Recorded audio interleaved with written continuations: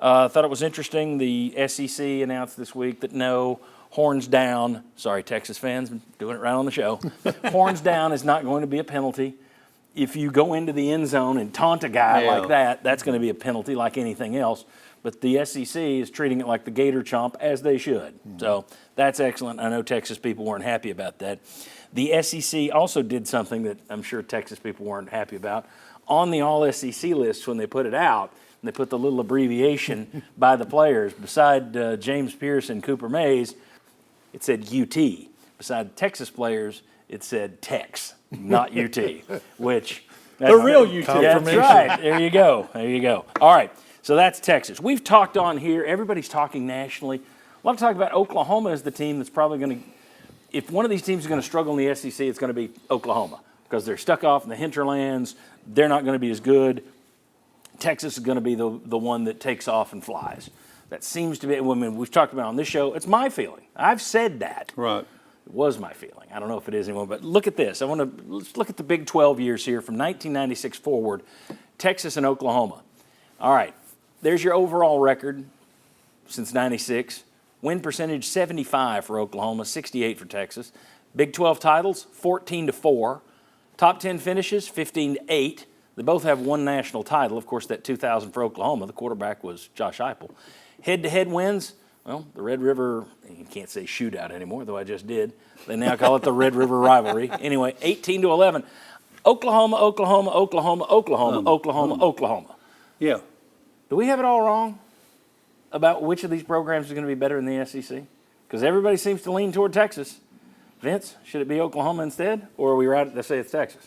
We're right to say it's Texas because it's the here and now. Yes, that's historically, and those are the facts.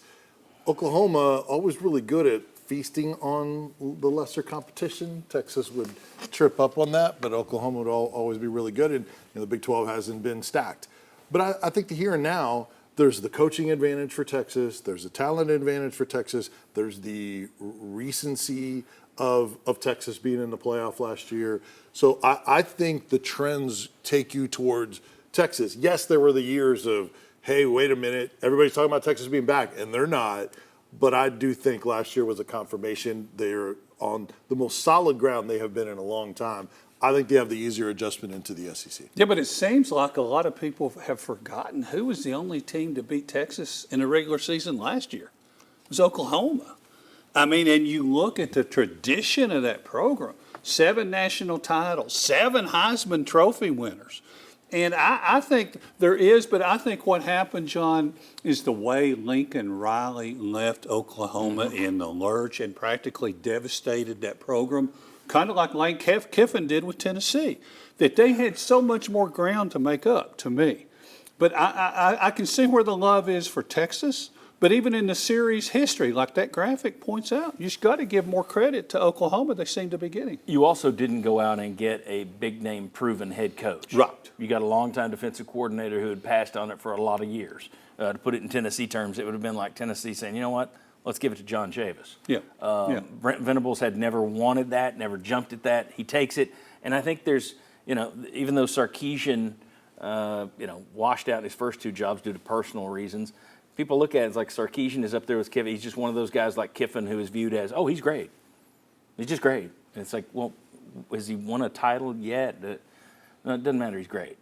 Whereas Venables has there's a different vibe with him because he hasn't done it before. So to me, I think it may be a little bit too much recency bias. And I'm throwing this at myself because I'm the one who said, I think Oklahoma could be in trouble in this league. The more I look at it and think about it, it's like, why do I think that? Because Texas is suddenly going to take off in the SEC? Texas A&M didn't. Texas A&M had more resources than anybody in the league. When they came in with all their oil money, they didn't take off. No. So I think Texas does have the advantage now, but I don't know that necessarily means over the next 27 years, those numbers you saw in the Big 12 are going to flip in the SEC.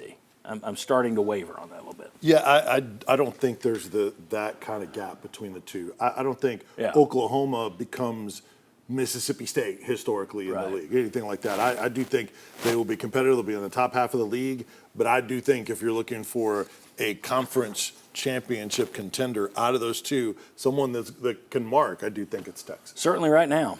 Certainly early on, and they're coming in a much better Exactly. situation. All right, when we come back, we'll discuss what Greg Sankey and SEC sources, a lot of SEC sources were quoted this week. We'll see what they had to say about expansion and about Florida State specifically. Interesting stuff. Come on back on the Sports Source.